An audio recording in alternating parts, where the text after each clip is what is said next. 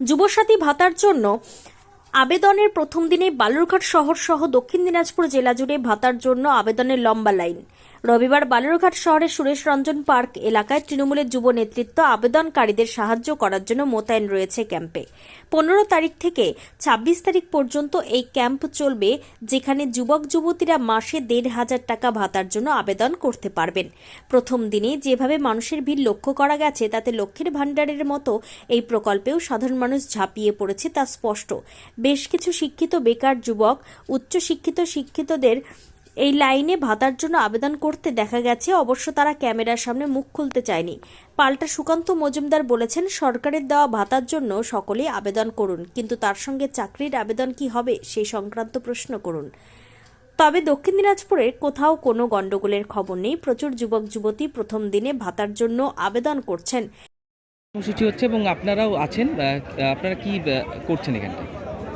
আজকে মুখ্যমন্ত্রী মমতা বন্দ্যোপাধ্যায় যে নেতৃত্বে যুবকদের জন্য যে যুবসাথী প্রকল্প এনেছিল, সেটা আজকে থেকে 15 তারিখ থেকে ফর্ম ফিল আপ শুরু হয়ে গেছে। সকাল থেকে বালুরঘাট শহরের যুবকদের উপচে পড়া ভিড় দেখা যাচ্ছে এখানে, এবং আমরা যারা বালুরঘাট শহরের যুব নেতৃত্বরা আছে, তারা তাদের ফর্ম ফিল আপ করতে এবং রেজিস্ট্রেশন করতে সকল কিছু করতে সহযোগিতা করছে। আপনারা এখানে রয়েছেন, আমরা এখানে সকলে রয়েছি। কেমন উৎসাহ দেখছেন?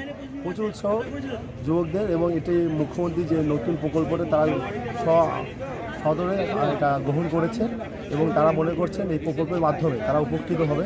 এবং দৈনন্দিন জীবনে যে হারে জিনিসের দাম বাড়ছে, কেন্দ্র সরকারের বাজেটের উপরে ডিপেন্ড করে যে জিনিসের দাম বাড়ছে, মোবাইলের রিচার্জ থেকে শুরু করে এগুলো আমরা দৈনন্দিন জীবনে যেগুলো চাহিদা সেটা মিটবে। এবং তার সাথে সাথে যে পরীক্ষার ফিস থেকে শুরু করে বই কেনা থেকে শুরু করে বিভিন্ন কম্পিটিটিভ এক্সামের টিউশনির বিল থেকে শুরু করে এর মাধ্যমে তারা দিতে পারবে, এই উৎসাহ প্রকাশ করছে। আমাদের পশ্চিমবঙ্গের মাননীয় মুখ্যমন্ত্রী মমতা বন্দ্যোপাধ্যায় যে প্রকল্পটি ঘোষণা করেছিলেন, যে 21 থেকে 40 বছর বয়সী সমস্ত যুবক যুবতীরা এই প্রকল্পের আওতায় আসবে, সেটাই আজকে 15/2/2026 তারিখ থেকে শুরু হয়েছে। 26/2/2026 পর্যন্ত চলবে এই ক্যাম্প। এবং বালুরঘাট পৌরসভার অন্তর্গত 25টি ওয়ার্ডের ক্যাম্প আমাদের বালুরঘাট শহরের সুরেশ রঞ্জন পার্কে আজকে থেকে শুরু হয়েছে, সেটা 26 তারিখ অবধি কন্টিনিউ হবে। প্রতিটি ওয়ার্ডের মানুষ এখানে ফর্ম ফিল আপ করতে পারে। কেমন সাড়া পাচ্ছেন? সকাল 10টা থেকে প্রচুর মানুষ, 9টা থেকেই ভিড় করেছে। 10টা থেকে ক্যাম্প শুরু হয়েছে, অলরেডি আমাদের মোটামুটি 700-800 হয়ে গেছে। আরও প্রচুর মানুষ লাইনে দাঁড়িয়ে আছে। আমরা সেট আপ দিয়েছি 7টে থেকে 8টে টেবিল, সেটা কালকে থেকে আরও বাড়িয়ে দেওয়ার পরিকল্পনা রয়েছে। আমরা এই যে যুবসাথী যে প্রকল্পটা চলছে, ওর ফর্ম ফিল আপ করতে এসেছি। কোথায় এসছো এবং এর ফলে এটা পাওয়ার পরে কতটা সুবিধা হবে বলে মনে করছো? এটা অ্যাকচুয়ালি সুরেশ রঞ্জন পার্ক, তো অবশ্যই সুবিধা হবে। যারা বেকার আছে, কিছু করছে না, তাদের জন্য 1500 টাকা মাসে মাসে আই থিঙ্ক অনেক। এটা কতটা প্রয়োজন ছিল এটার? প্রয়োজন তো ডেফিনেটলি ছিল, কারণ সবাই বেকাররা সবাই শুধু টিউশনই পড়ায়, সেই সঙ্গে যদি 1500 টাকা করে মাসে মাসে পায়, তাদের প্রিপারেশন নেওয়ার জন্য যাবতীয় যে সামগ্রীর যে খরচা, সেটা উঠে আসবে। I think. কি নাম তোমার? আমার নাম রিক ঘোষ।